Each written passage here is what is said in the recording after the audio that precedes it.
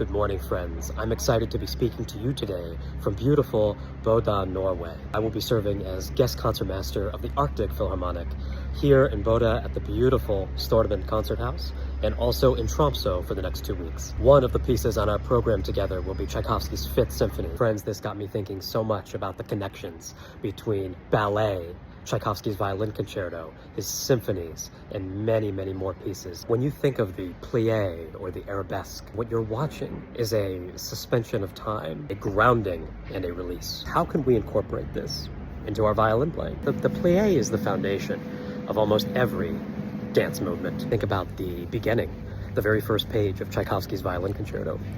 We are almost immediately presented with a plie.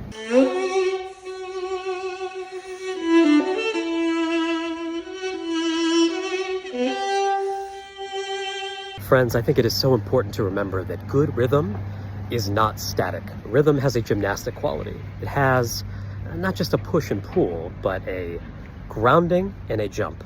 We see it so vividly in something like the Russian dance in Nutcracker. The arabesque is about length and balance. Can we think of using the bow to sustain past the note, extending the line past where the body or the bow want to go?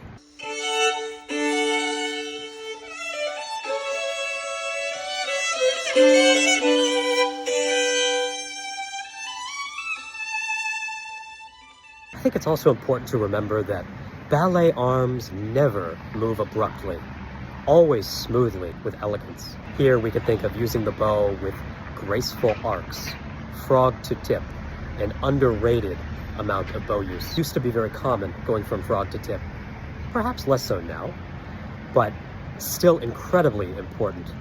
That can help us find this feeling of arabesque, this feeling of endless lines. What about treating our shifts like a graceful plie? You bend, you prepare, and then you release. It is truly my belief that the more you understand the Nutcracker, the more you will understand Tchaikovsky's Violin Concerto.